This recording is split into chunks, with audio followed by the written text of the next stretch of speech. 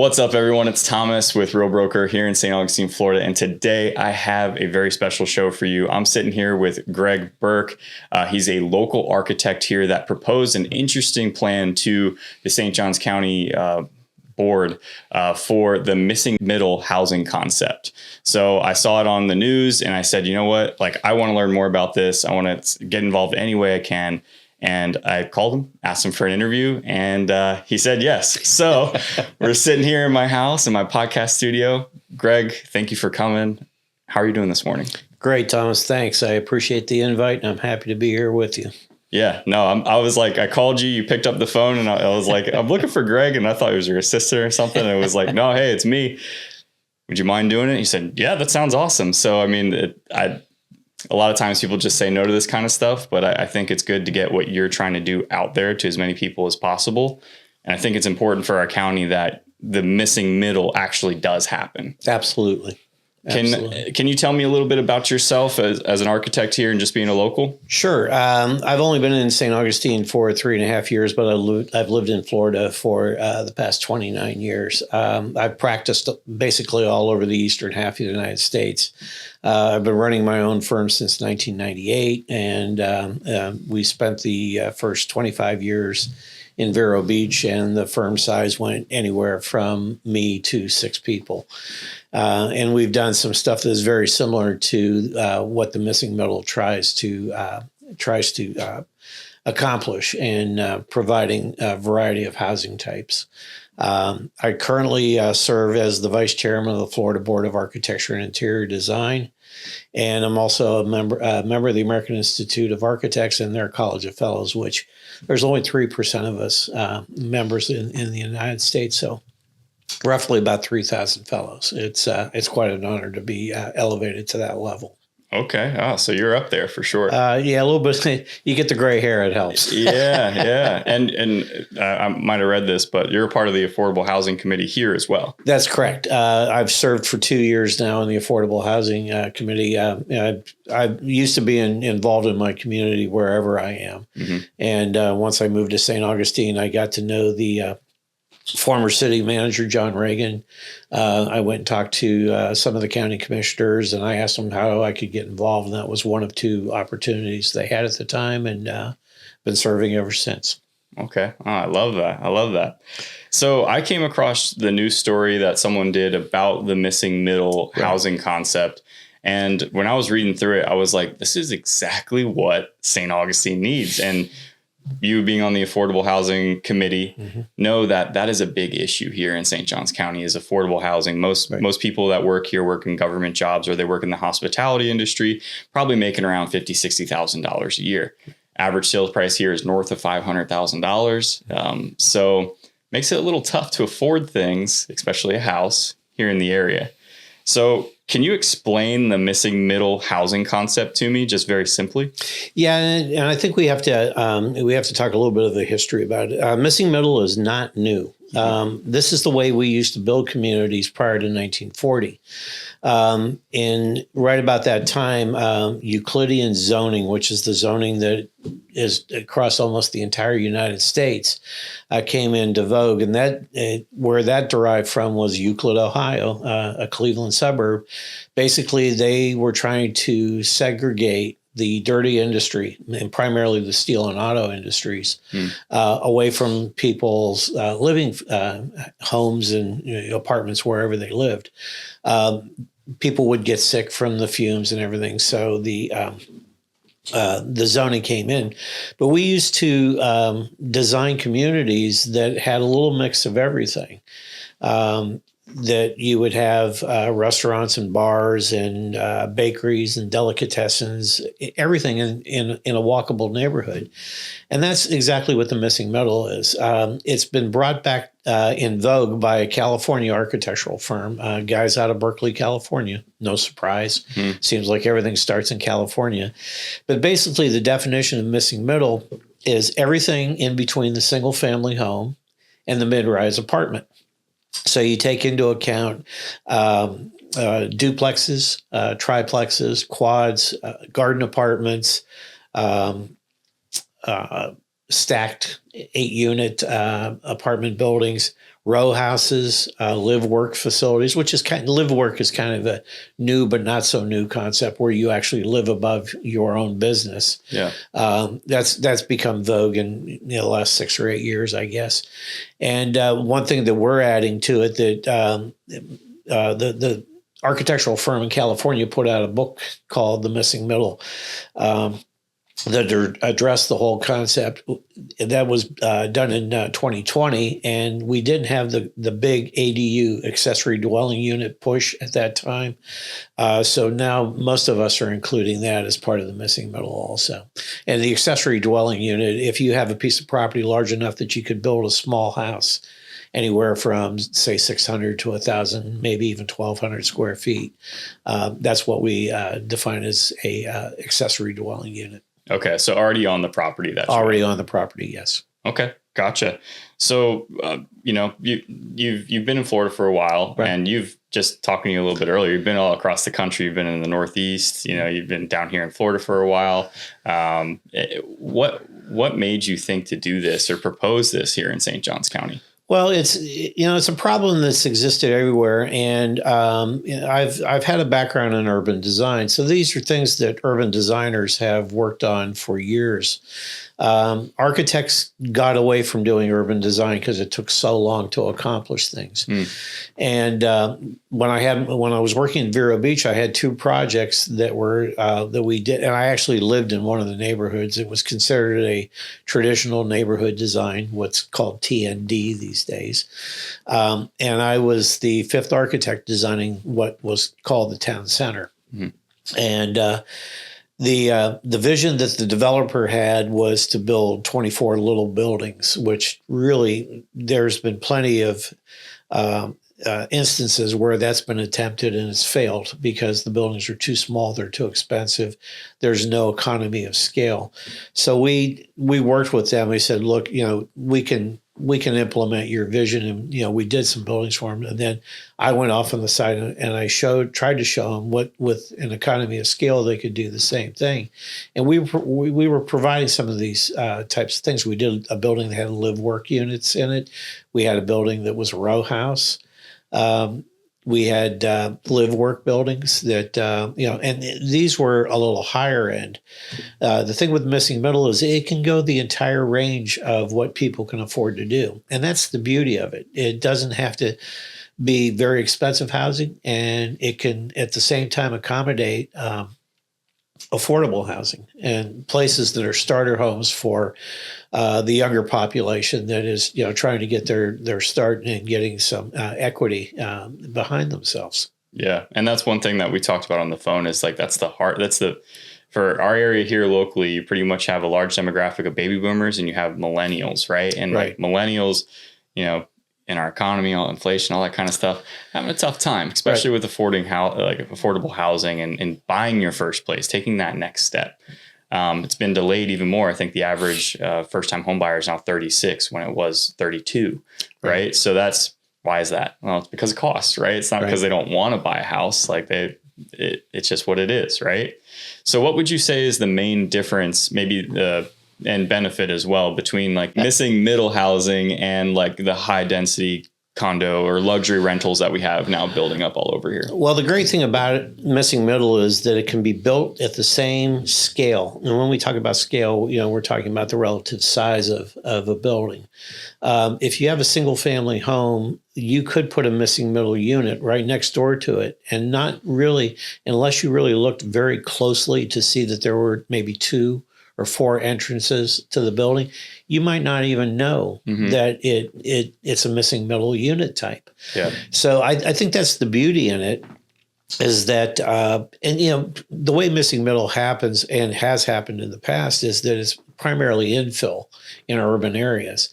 But what we need to do to make this economical for the younger generations, the millennials and Gen Zs, is to start allowing this in single-family residentially zoned neighborhoods. That's what we're missing right now. That portion of zoning does not exist. The only way we could get it done is if a planned urban development, it's called a PUD in zoning jargon, is developed by a developer who has an interest in doing these things. Currently, St. Johns County is revising its comprehensive plan. And what I've been trying to do, I've been part of focus groups with the county. I've attended private meetings with the folks that are helping to rewrite the comprehensive plan, is push that we have to at least make some kind of suggestion. The thing about a comprehensive plan is it's aspirational. This is what we would like our county to be. Mm-hmm.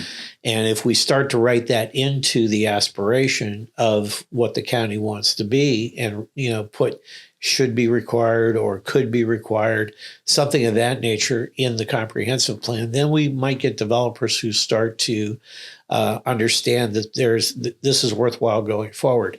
And part of the issue too with it is that developers generally know how to do one or two things really well.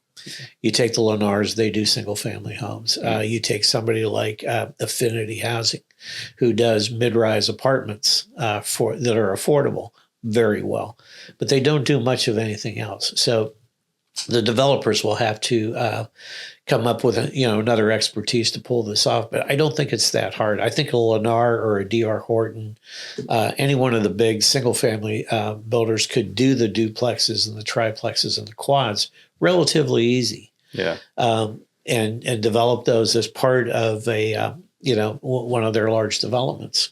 I actually think out of, and you might have heard of this, but between Austin, Texas with, is it Tesla or I think it's Tesla out there, and Elon Musk partnered with Lennar, and they started doing like courtyard. They're all small single family homes. They're not like, that's one factor of what you're talking about for the missing middle housing. So like they have the option to do it. It can be done, but it's just a little shift. And I've even seen, there's another thing called like cul-de-sac. And then there's, D.R. Horton just purchased them.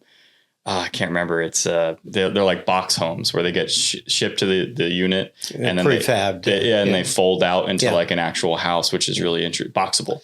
That's what it's called. Yeah. Well, Sears used to have a catalog, many, many moons ago in the 20s, and you could buy a kit. Yep. That basically was a house for somewhere around $10,000 and build a house that was relatively good size. Yeah. Usually 2-story, somewhere around 2,400 to 3,000 square feet, which, today we'd still say is a decent sized home. Yeah, for sure. Obviously costs were different in those days, but, you go to the catalog, look at the house that you like, order it, and they'd ship it to you in a box, and, you get a builder and build it. Yeah, man, Amazon can't touch. Well, Amazon might ship something to your house like that. So, let's move on to the next thing, which is implementation and design. So what are the key design features of the missing middle housing that'll make it successful in enhancing neighborhood quality and walkability? Well, the great thing about the missing middle housing is that they really have to be very well developed. Generally we're talking about unit sizes that would go for anywhere from 1,800 to 1,200 square feet. And the 1,200 is on the relatively large size. But we could, if you're doing a triplex, you could do two, say, 1,000 square foot units on the upper level, and then you have 2,000 square feet on the lower level. All of that's possible, but generally, the lot size is not much different than it would be, and likely the same as it would be on a single family home. Some of the residential developers, do kind of shotgun type homes where you go from front to back. We see a lot of that, here in St. Augustine, quite honestly. It's an older style home for sure. Yeah. And a lot of the new development, that is going on is the same way, and they're on fairly narrow lots. So that's probably not the right neighborhoods, but just a little bit wider. We could go on lots that are 55 to 75 feet wide, which are normal residential sized home lots. The design can take on whatever local vernacular that you would need to adopt. The floor plans, though, generally are very efficient. If you think that you're going to have a 2-bedroom unit or even a 1 to 2 bedroom unit in 800 to 1,200 square feet, a lot of apartments are 2-bedroom at 1,200 square feet, so it's all workable. Mm-hmm. But you get spaces that are very well defined. You get storage adopted in little different ways than just having a closet. You get things that function for 2 reasons. Something may be a seat and a storage unit. You may have a lot more built-ins that accomplish that. As far as the exteriors go, like I said, whatever vernacular for a neighborhood that you might want to have can easily be accomplished. That's the great thing about this is it's like any other residential project. They can look like what people are used to seeing in that community. Yeah. Yeah. And I love like the, what would you call it? Like the dual use of things, like to me, that's a really attractive, the design is so good that it's like, not only you can use it for one thing, you use it for another thing, and it helps you save space. And it also helps solve the problem of affordability a little bit. Right. Yeah. Well, if you look at the way apartments and living units in Japan are designed, a lot of what they do is everything serves 2 purposes. Yeah. We were just in Japan like 2 months ago. Yeah. Well, you probably saw some of it. It's pretty crazy how, it's, a lot of it is pretty tight, we were staying in hotels though. Right. So like they're designed literally just to sleep in pretty much. Yeah. But like how their zoning laws are much different than ours. You can tell. Yes. Just by how they stack housing everywhere. And it's built around older stuff too. So, well, and I'll throw out another term that's become popular in the last, say 10 to 12, 15 years is form-based code. Mm-hmm. Instead of having the zoning that we have right now, is that if we went to more of a form-based code where we really talk about the way buildings look and the size, not necessarily how they're used. Basically, we don't have dirty industry anymore. Mm-hmm. Most of it's gone, except for maybe concrete manufacturing and some things like that. You guys who do mulch and, those types of facilities, they're usually out and away. But you can make a community have the missing middle units just by changing zoning entirely. The city of Cincinnati has recently done that. There have been a lot of communities who have gone away from their traditional zoning, which is one of our biggest impediments to missing middle, and come up with the form-based code that starts to dictate how buildings are sized and how they look and their shape and how much of a site they take up. Parking is another major issue. Yeah. With the missing middle, we try to get one parking space per unit on the site. Instead of, in some cases, I just got done doing a townhouse project in Lakewood Ranch over on the West Coast near Sarasota. The 3-bedroom units and 3 and 4 bedroom units had to have 4.5 parking spaces. And that's just ridiculous. Yeah, it's a lot. Yeah. Yeah. That's, maybe you have 2, right? Yeah. Maybe 2, husband and wife have the car. Yeah. And if you have a kid, I could see 2.5 required. Yeah. But have some visitor parking, something like that. Yeah. Exactly. That's usually where that half comes in. Yeah, exactly. Yeah. Okay. So I know we talked about this a little bit on the phone, but can you give us an example locally of what middle housing might look like? If you're living here locally, where would you go to kind of get an idea of that concept? Well, I think that, if you start to look around at what's on the north side of Flagler College, Lincolnville, even certain areas right where we're talking in West Augustine, there are some examples here of duplexes and where people are trying to do a little more of what we called missing middle. There was no recognition of that for the most part, but those communities have some elements that are, have been done that way just over changes. A lot of the homes in Lincolnville, historically Black area, had been taken over and somewhat gentrified, and they would take a large single family house and turn it into a duplex. So there's, that to a certain extent, that's the infill housing that we're talking about. Outside of the this area. Nocatee might have some examples of it, but not really. They've got walkable neighborhoods in Nocatee, but it's not really the same thing. The mix of having commercial opportunities right near the housing just doesn't exist in most communities. There's a very small town, and I want to say it's Fruitville, but I'm not sure if that's it or not. Just north of Orlando, that has really embraced missing middle. I mean, they're changing everything to allow for it to happen there. They've recognized the fact that their younger residents they don't need a handout, they need a hand up. Yeah, for sure. Just like the military bank that takes care of the veterans.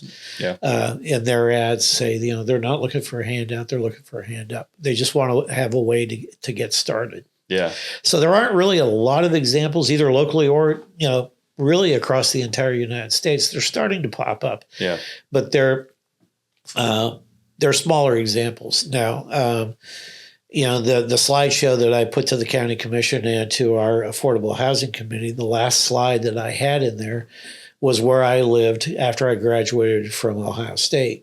It's a community called German Village. And like I said, it was built prior to 1940. It basically started up in the 1890s and ran for about 25 to 30 years. And it was German immigrants that were coming over to be in the brewing business. They were brewing beer in the south side of Columbus. That's cool. And I lived in what was originally a little single family home, very tiny, probably 600 square feet.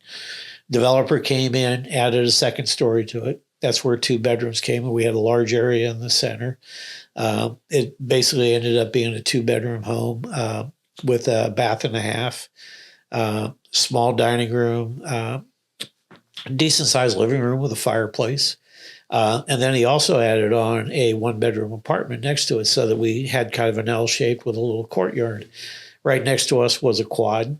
Next to that was a single-family shotgun home. Behind the quad was another quad, had its own parking. But what was really impressive was, and we had an alley on one side of our house, on the opposite side from where the quad was, and there was a single-family home next to that, a large one. In 1979, that house was valued at $1.25 million. So here we are in missing middle type stuff that obviously I shared that house with one of my classmates, and we could afford it, the two of us together. Neither one of us would afford it as young architects coming out of school. I mean, we weren't even architects at that point. We were interns. Yeah. So we weren't being paid much, but the two of us together with our salary could afford the place. And we had no parking dedicated. We parked on the street. All the streets are cobblestone. I walked to work. He had to cross a highway to get to his office, but I could walk to work, basically a 12-minute walk. And we did it in the snow, both ways uphill. Yeah, of course. The old Northern joke. Yeah. But there are older examples that are still around the country. And Columbus, Ohio actually has 3 villages, German, Victorian, and Italian village that basically have these concepts. So there are older places. What we need are newer places that will help accommodate the increase in population. Well, I think part of that too is the rise of the automobile, right? Like you mentioned that German village was built in like 1890. Well, not like everyone had a car back then. So like walkability was important, right? And that's how we got to sprawl and single family. For sure. So now with how things are kind of changing, we're almost going back to that, which is more, I mean, and you go over to Europe, people are like, oh man, I love cities in Europe. They're so awesome. And it's like, well, why is that? Well, because you can walk everywhere. You don't need to get in your car and go find parking and go, all that kind of stuff. It's just like, you can walk most places. You hop on public transportation. Well, today with a lot of people working from home, I work from home. Yeah. You work from home. There's going to be more availability to take cars off the road. And, we hear a lot of complaints. We just had an affordable housing project shot down in the county here because of traffic conditions. And really, the traffic is not that bad here. Yeah. When you go to State Road 16 and International Golf Parkway, if you're there between 4:30 and 5:30, yes, you're probably going to wait through 3 light changes. Yeah. Big deal. Yeah. 5 minutes. Leave your house 5 minutes earlier. Yeah. But unfortunately, that project got shut down. Now, I think that the impact was neighbors complaining about traffic. Yeah. Those are solvable problems. Yeah. The traffic can be abated. And it was unfortunate that got shut down. But again, it was a mid-rise. It was a mid-rise apartment building instead of being missing middle type. Yeah. And I mean, that's one of the frustrations that I have here is, and I'm sure you've heard that concept, NIMBY, not in my backyard, know, and it seems that like they propose one on Anastasia Island, like they have one right off of 312, and it's on county owned land. And people were like, well, we don't want that there. And it's like, they cite traffic as the problem. And it's like, traffic isn't bad there at all in 312, like really at all, and it's like, you had, some affordable housing for people that work in the restaurants and work in the hospitality industry. Right. Seems to make all the sense in the world to me, but it's people that are like, no, this is going to affect my housing prices. And I don't want to live next to that. Yeah. And that's one fact I was just going to point out, and I'm glad you led into that, is that, a lot of people who have the single family home and want to, or, there's a proposed duplex or triplex next door, or even a quad. No, my property values are going to be impacted. Well, no. If those units, let's say that you live in a 500,000, let's go with just slightly less than our average house at $500,000. If you live in one of those homes and on a lot that's similar size, the quad that's being proposed is of the same scale as your home, and they sell those units for $200,000 to $250,000, the 4 of them, that's $1 million building. Your values don't go down. Now, I guess when realtors look at comps, they may see that a little bit differently, but what you wouldn't use it as a comp because it's not like kind, right? So exactly. Neither would an appraiser. So I mean, to me, it's like it's like if you have a condo building next to you, you don't use that as a comp on your single family home, right? They're different things, so they're valued differently. Right. Right. I get like, all right, if you were you have a single family home and it's backing up to preserve, and then all of a sudden the preserve is gone and now you have a rental building there. I get that. Yeah. I would get that. That would negatively affect your housing costs for sure. But like, if that's not happening, then what are we complaining about? Yeah. And the fact of the matter is that our definition in St. Johns County of affordable housing is based on a price, and it's $260,000 or under. Yeah. So that $200,000 to $250,000, again, now we're making it somewhat reachable for someone with a $50,000 or $60,000 income, to if they've got down payment money, or if the house, if we can get more financial institutions to understand that we have to get the younger generation into places and let them get started, then instead of having 30% down, they can deal with 10% down or something. The financial institutions have to come to the table also. Yeah. Okay. Yeah. So 2 questions here. Why aren't we doing this right now? And what are the main challenges you foresee in implementing this type of housing situation here in St. Johns County? Well, why aren't we doing it? It's probably a tough, that's not the way we do it. That's, the old tried excuse that, we've always done it this way. It works well. Well, I mean, if you're complaining about traffic, maybe it doesn't work as well as you think it does. And, that's a solid point. Yeah, that it's just tough to get minds changed. It's like turning a ship. You can't get it to turn 90 degrees in 3 seconds. It's going to take a little while to do it. So hopefully we can get the momentum started, get people to understand that this is a viable way to make a community better. And what we should be doing is what I'm trying to do right now, is attend as many meetings as I can. I happen to be very busy at this time, but I still try to get to as much as I can that will get the word out there. I was really grateful to have the 2 TV interviews, having you see it. Unfortunately, they're on network TV. I don't know how many people really see the news, especially the local news on network TV as much anymore. Yeah.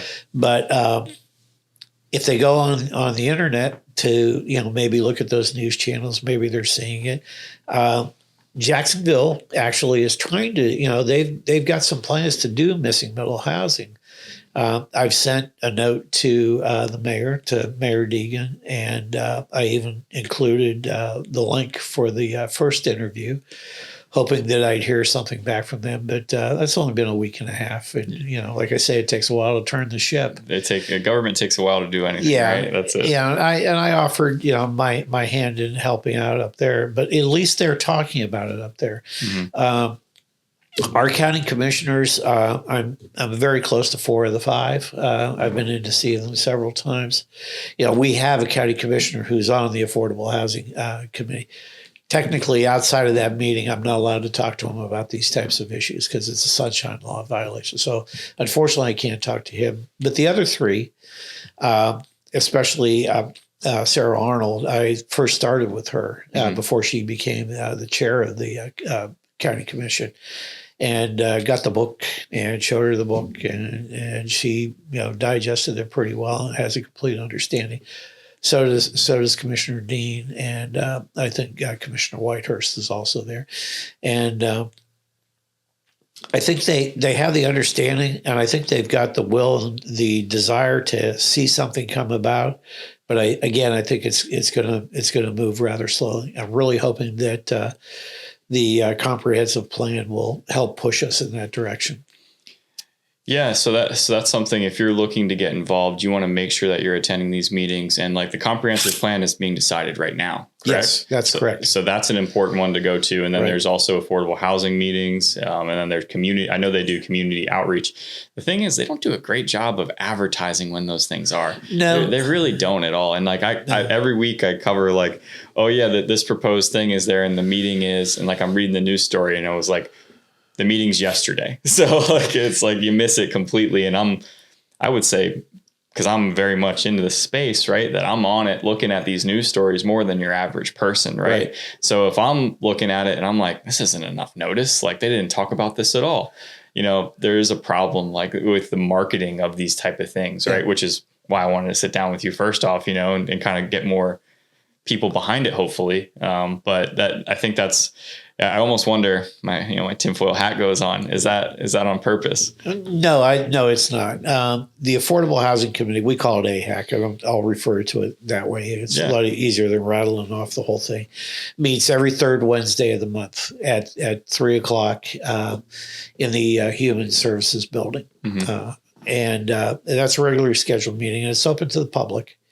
So, we've got that stated now. And we do get members of the public showing up. Mm-hmm. We have, it's an hour meeting. We're in and out of there in an hour. Okay.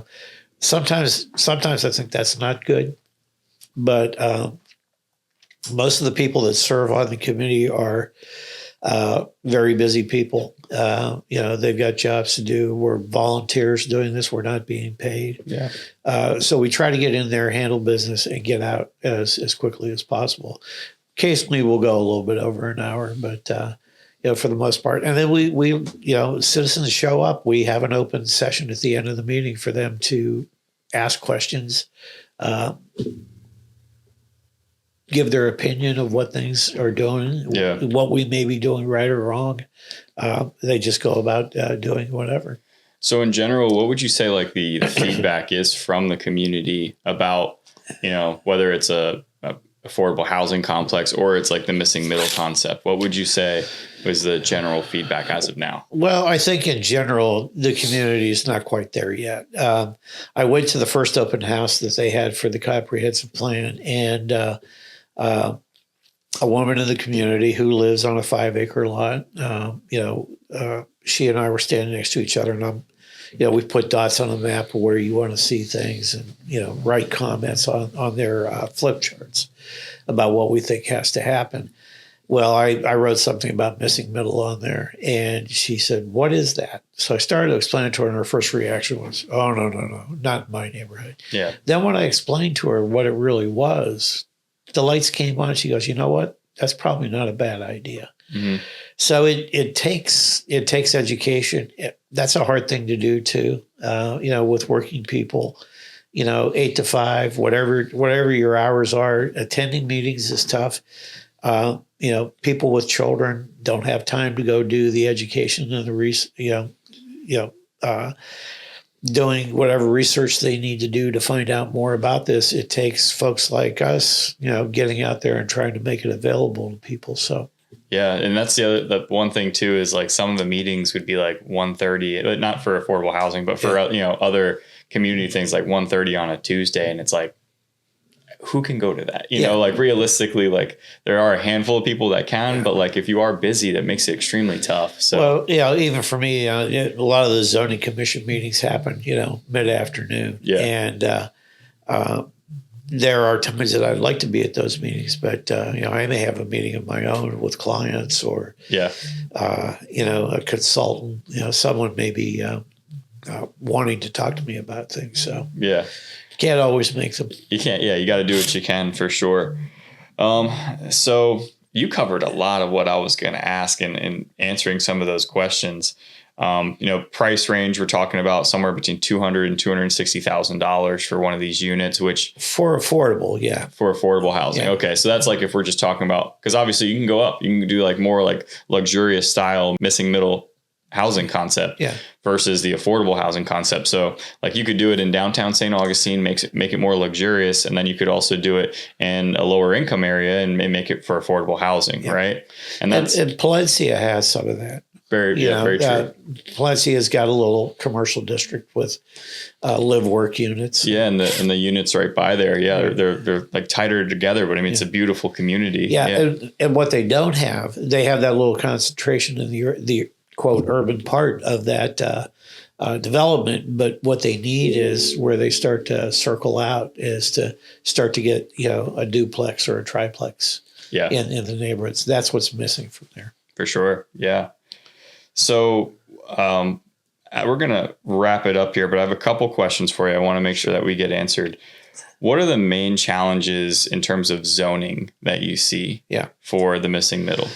Well, the fact is it's got to be revised. I'll tell you about two things that we're pushing, and some of it is happening. The state of Arizona just recently amended its local laws, but we don't quite know how this is going to weigh out yet because it requires a building code change. Mm-hmm. Most people know there's a building code, but what they don't know is that there are, in the case of Florida, we have 9 basic volumes of that code, and they range from plumbing to electrical. Well, the electrical is part of a national code. Energy conservation, the existing buildings, and a residential code. And the residential code basically is for 1 and 2 family homes and townhouses. I've made a proposal. I did it a couple of weeks ago to our state association, the American Institute of Architects, that we need to, for the next legislative session, try to find a House member and a Senate member who might consider adding triplexes and quads to the residential code. It probably will take some work. I don't see it happening in a year. Mm-hmm. I see it probably in 3 years. But that would be huge because right now, if you do a triplex or a quad under the codes the way they are right now, those 2 buildings are commercial buildings. They're not residential, even though they're residential uses. They're likely going to have to be sprinklered. There's a lot of fire rating assemblies that have to happen. So the cost goes up immediately. If we could get those into the residential building code, that will save a lot of money for a developer. Then they can pass that on, to a buyer as, not being, and this is giving us an opportunity, again, a choice for a young couple or a young single person who wants to buy something that now they've got a better opportunity to do it. So that's one thing that I'm working on. And it's been adopted in a couple of places so far. 3 states have tried to do away with single-family zoning. Mm-hmm. Take a guess: California, Oregon, and Maine. Unfortunately, California has already been overturned by the courts. Said it was unconstitutional. I'm not sure where there was anything in the Constitution that stated single-family homes were protected. Probably not in there, but I guess like the right to use your property however you want. I get that, but like, I get what you're saying. It's like, I mean, I don't think outlawing it altogether is the way to go. No, I don't either. Either. Yeah, but making accommodations for other things, I think there's got to be an amendment to the to the zoning ordinance for sure. There's another concept called pattern zoning. Okay, and this is kind of unique. This is new. It started at Texas A&M University. The university is having a hard time getting student housing. A lot of students go off campus, which is not unusual. I lived off campus for 3 of the 5 years that I was in school. What they did was the city took over and hired X number of architects to design buildings, residential buildings, duplexes, triplexes, quads, and even mixed-use buildings, where you had maybe 4 living units with a commercial aspect, either below it or beside it or whatever. They paid the architects to do the design, so they would have pre-approved, building code compliant designs ready for a developer to come in and buy. Mm-hmm. Now, they put restrictions on it that you still had to get a site plan approval, which could be done a lot quicker with everything in this manner. Texas, I lived in Texas for 7 years. Certain areas don't have quite the same requirements we do for site work. We're certain parts of Texas are not concerned about flooding. If you live in Houston and Galveston, yes, they definitely are. But the rest of the state, maybe not so much. So the site plans are a little easier to get accomplished, especially for a single site with a duplex or a triplex quad on it.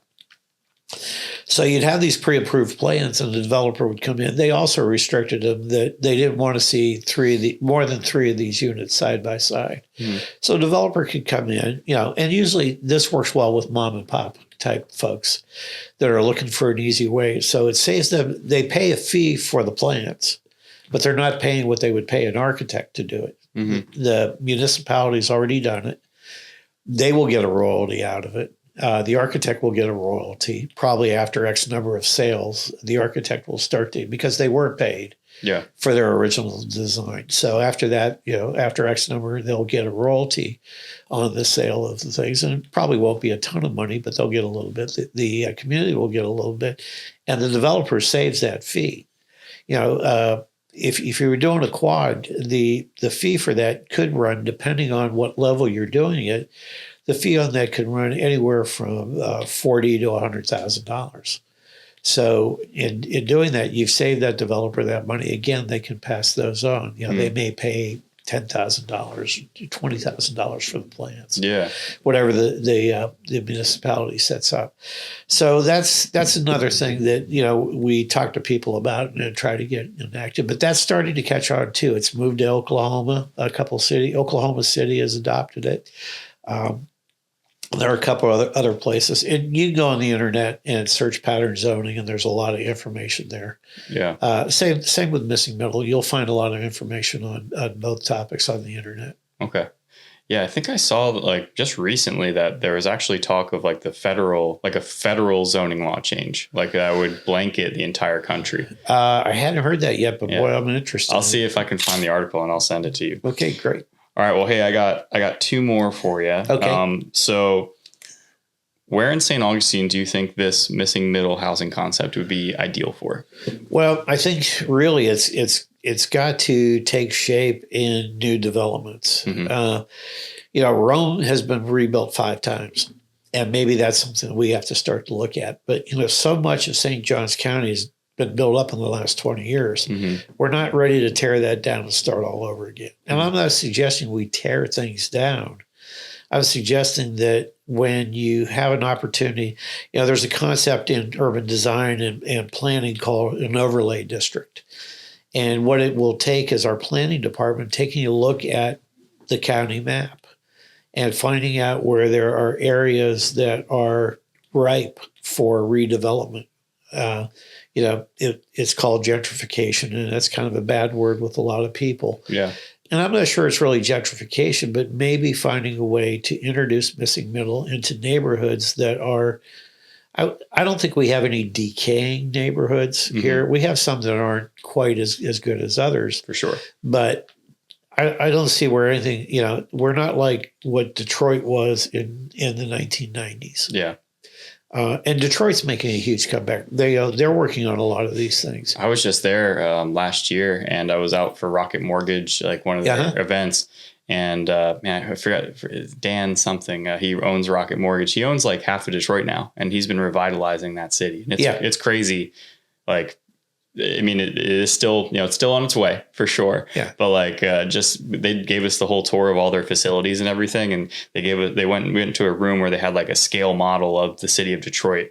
He might own like 40% of Detroit. Yeah. Like, and he's a very rich man. Yeah. A very rich man. Well, I think it's going to take, it may take, I'm not letting anything a cat out of the bag because we talked about this in public. The airport has property that we were told they may be considering for affordable housing. And that's what we need to look for. Yeah. Is areas like that. Now, unfortunately, the airport director who was, we have a gentleman on our board who works for Northrop Grumman. Okay. And he's the one that brought this to light for us. And he was talking about 600 acres. That's 2 very large golf courses. Mm-hmm. And that would be an ideal place to create a little village where we could do the German village type housing and, just with north of town. Yeah, so it's on a transit route. Mm-hmm. We're eventually going to get to a bus service here somehow. Yeah. Or even a light rail. There is a light rail connection between here and Jacksonville being discussed. Yeah. How far south it'll go, I really don't know at this point, but I think they were talking about it at the airport right around there. There's some big plans. Yeah, I saw like the federal government said that they're going to throw some money at it because they want to add some more, not like railroad essentially, but and then talking from here to Jacksonville, just us locally. Right. And that's kind of where I thought this plan was going to kind of go is, they've talked about redeveloping the Browdies here, right? Yes. And they're doing that. They're putting a parking garage there. Right. But the original concept that was proposed by Browdy, I don't know his first name, Mr. Browdy, was to add, affordable housing or workforce housing, he said, commercial space, and then potentially a rail station to go up to Jacksonville, right? And once I heard about that, I was like, that's a fantastic idea, right? At that location, I don't know what better use of that property could be. And what you're saying with the missing middle, that concept is that right there, So none of that is approved. It's all at this point years in advance. But I mean, if that were to happen, it opens up a lot of opportunities for people to not have a car here, to be able to commute to Jacksonville for a different type of wage, right? Than something outside of the hospitality industry. And also, so you're killing so many birds, 2 birds with 1 stone, you know, but like you're doing a lot there. So I think that would be one of the areas that like that concept could take place, Yeah, it's been highly talked about, and I know that they're moving forward with the parking garage. Yeah, and John Reagan, who was the former city administrator, and our good friends, we've talked about it. He was, quote, the architect of the concept to get that whole thing going. Okay.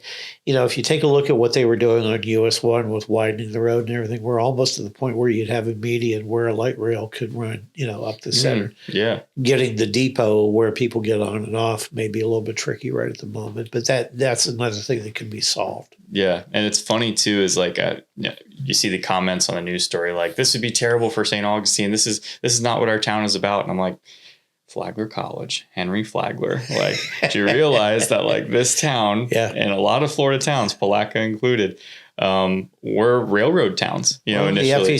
The FEC runs through here. Yeah. And it's like, all right, well, you just don't know the history here, and obviously Flagler College was a hotel at one point, and that was one of the main things. And like, how did they get over to the beach? I think it was a rail that they took over to the beach at one point. So yeah, I mean, for people to say that, it's just like, I don't think you know what you're talking about. Yeah. But so, we're talking about all these things and their what ifs, maybes.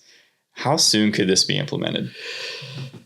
Boy, that's a great question. I wish I had a crystal ball. Yeah, me too. I'd be a lot wealthier. I think it's a matter of getting more and more people involved. There are a couple of civic organizations here in town that are pushing very heavily. They have representatives that attend every county commission meeting. When I made the presentation of the missing middle to the commission a couple of weeks ago that spurred the two TV interviews, they put us off. Actually, we thought we'd be on before the 11:30 public comment, and then people would have a chance to go up and talk about it. Well, what they did was pushed us off. The agenda item that was on before us took a lot longer than they expected. Yeah, and which is not unusual in a county commission meeting. And they have a time positive 11:30. They take general public comments, so they don't keep people sitting there for more than hopefully an hour or so. So luckily, 2 or 3 people who had attempted to talk about the missing middle got up and talked about it before I made the presentation. So at least it was heard. And there are people who have heard enough and want to have the involvement that are starting to do this. How fast we can push it, I don't know. It's going to take a while. Yeah. But the more people we can get involved in it, the people that are big movers and shakers of West Augustine, yeah, the louder their voices get, I think the better off we be. I mean, let's face it; those are the people that service this community. They're the ones that work in the hotels and the restaurants, and 100%. And work for the city and the county. Yeah. We've got to give them adequate chances and opportunities to live well. Yeah, I think that's really what this whole concept is about. Yeah. Yeah, I like that. So everything you're saying, I like a lot. And I think our area here would be perfect for it. Yeah. I think there's, north of the airport would be perfect for it. There's a lot of locations. And I think, like St. Augustine itself, like is a good example of kind of what like downtown St. Augustine, of what middle housing, because it was all developed back when you needed to walk everywhere, right? So what it could be. And it's like, man, like if you love downtown St. Augustine, well, you could make little downtown St. Augustines all over the place, right? And it just seems like a simple concept, but to get people on board is one thing. So how could we help you get the message out and get people on board? Where should they go? What should they look at, like pay attention to? I don't think there's enough public outreach right now, and how we get that going.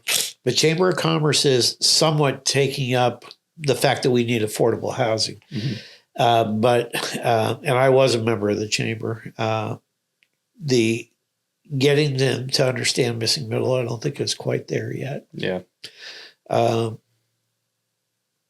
think that anywhere that we could attend meetings that would get the community involved is going to be the way to do it. Everybody's just addressing attainable housing right now. And, I don't even like using the word affordable because everybody starts to, say, oh, I don't want those people living in my neighborhood. Well, you know what? They're not poor people. Yeah. They're just people that, aren't rich. Yeah. It doesn't mean they're poor. Well, especially for our area, like, 50, 60 grand prior to the pandemic.